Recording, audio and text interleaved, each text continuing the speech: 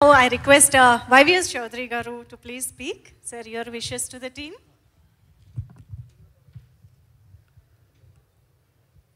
సభకు నమస్కారం అండి.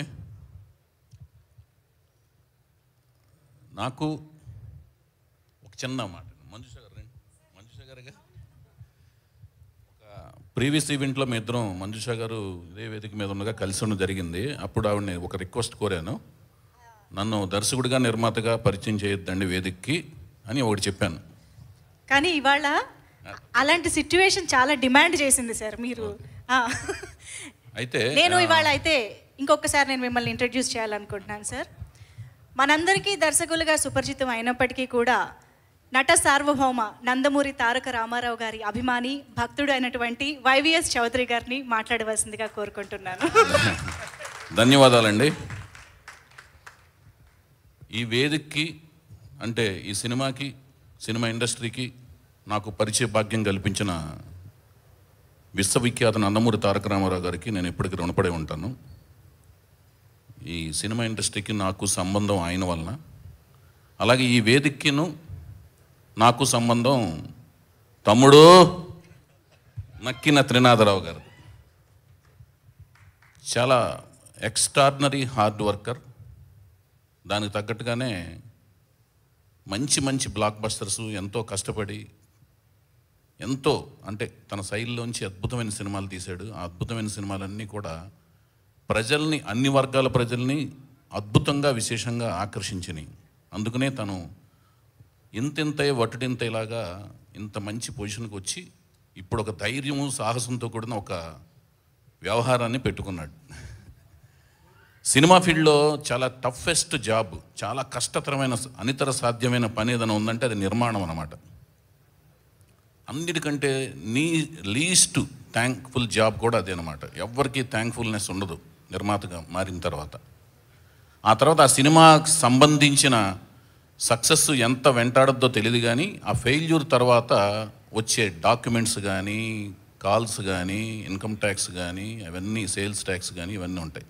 సో నేను సినిమా ఫీల్డ్లోకి వచ్చిన తర్వాత నేను అనుకునేవాడిని ఎప్పటికీ నిర్మాత కాకూడదు, హాయిగా దర్శకత్వం చేసుకుంటూ కథ రాసుకుంటూ బతికేద్దామని అనుకునే రోజుల్లో శ్రీ సీతారాముల కళ్యాణం చూర్ణపురారణికి నన్ను నాగార్జున గారు దర్శకుడిగా పరిచయం చేస్తే అద్భుతమైన నిర్మాణంలో, తర్వాత సీతారామరాజు చేసిన తర్వాత యువరాజు చేస్తుండగా నా దర్శక వృత్తికి అనిశ్చితి పరిస్థితి ఏర్పడినప్పుడు అప్పుడు ప్రిన్స్ మహేష్ బాబు సలహాతో మీరు బ్యానర్ పెట్టండి, నేను ఎందుకు మీకు చేస్తాను అని మహేష్ బాబు గారు అన్న తర్వాత, ఆయన చాలా మంచి ఇష్టమైన నటుడు, నాకు చాలా ఇష్టమైన నటుడు, ఆయన చాలా ఇష్టమైన స్నేహితుడు లాంటి ఆయన చెప్పిన తర్వాత, మంచి మనసున్న స్నేహితుడు చెప్పిన తర్వాత, ఒక మంచి అర్థవంతంగా ఉండాలనే ఉద్దేశంతో బొమ్మలు తయారు చేసే ఇల్లు, సామాన్య మానవుడి భాషలో ఎన్టీఓడి బొమ్మ చూశాను, ఏఎన్ఆర్ బొమ్మ చూశాను అనేవాళ్ళు ఒకప్పుడు.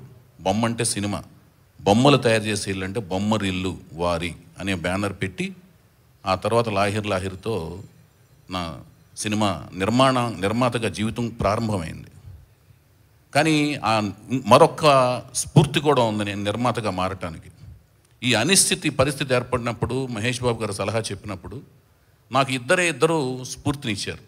వాళ్ళు ఎవరంటే పీపుల్ స్టార్ ఆర్ నారాయణమూర్తి గారు, అలాగే అద్భుతమైన దర్శకులు అనమాట ఈవీవి సత్యనారాయణ గారు. వాళ్ళిద్దరికీ అటు నారాయణమూర్తి గారు స్నేహచిత్ర పిక్చర్స్ పెట్టకపోయినా, ఇటు ఈవీవి గారు ఈవీవి సినిమా అనేది బ్యానర్ స్థాపించకపోయినా, ఈవీవి గారికి సెకండ్ ఇన్నింగ్స్ లేదు, నారాయణమూర్తి గారు పీపుల్ స్టార్ అయ్యేవాళ్ళు కాదు. సో సొంత బ్యానర్తో ఇంత పవర్ఫుల్గా వాళ్ళ ఉనికిని, ఐడెంటిటీని ప్రస్ఫుటంగా చాటిన ఆ మహానుభావులు ఇద్దరిని ఆదర్శంగా తీసుకుని స్నేహితుడి సలహా మేరకు బొమ్మరిల్లు వారి సంస్థ స్థాపించడం జరిగింది. ఆ తర్వాత ఈ వేదిక జరిగే ఈ ఫంక్షన్కి, వేడుక్కి నన్ను పిలిచే ప్రాసెస్లో త్రినాథరావు గారు చెప్పారు, అన్నా మీలాగా నేను కూడా నిర్మాతగా మారాను, ఈ వేదిక మీరు రావాలి, మీ ఆశీస్సులు అందించాలని చెప్పారు. నాకు చాలా ఆనందం కలిగింది. ఎందుకంటే చాలా టఫెస్ట్ జాబ్లోకి చాలా కాన్ఫిడెంట్గా వెళ్తుంటాడు. ఆయన స్టాండ్స్ చూశారు కదా ఎలా ఉంటుందో, చక్కగా జబర్దస్త్గా ఉంటాడు మనిషి, సాలిడ్గా ఉంటాడు, చక్కగా రెండు చేతులు కట్టుకుని ఇలా ఏ స్టిల్ అయినా చూడండి ఇలాగే ఉంటాడు ఆయన. చాలా కాన్ఫిడెంట్గా ఉంటావు భయ్య. I wish you all good luck. దానికి తగ్గట్టుగా నేను బొమ్మరిల్లు వారి అని ఎలా పెట్టానో, ఈయన నక్కిన నెరేటివ్స్, ఈయన కథకుడు. నేను కథ రాస్తాను కానీ ఈయన కథకుడు కాబట్టి నక్కిన నెరేట్ చేసేవి ఏమేమిటంటే అనే ఒక అర్థవంతమైన బ్యానర్ పెట్టారు భయ్య మీరు. చాలా అద్భుతంగా ఉంది. అలాగే ఎన్ అనేది లోగో కూడా అద్భుతంగా ఉంది. ఆ లోగోకి చాలా కష్టపడి మంచిగా తయారు చేసి ఎండ్లో తమ్ముళ్ళు అని పిలవటం ఇంకా అద్భుతంగా ఉంది. అది మీ బ్రాండ్ అనేది, ఒక బ్రాండ్ ఉండాలి ఏ ప్రోడక్ట్కైనా. ఆ బ్రాండ్ ఎక్కడైనా పడినా కూడా ఇక నక్కిన త్రినాథరావు గారు వచ్చే విధంగా ఉంది అది. మరి తెలిసి చేసుకున్నారో తెలియక చేసుకున్నారో తెలియదు కానీ NNN లాగా నిఖిల్ అనే ఆయన దర్శకుడిగా పరిచయం చేస్తున్నారు.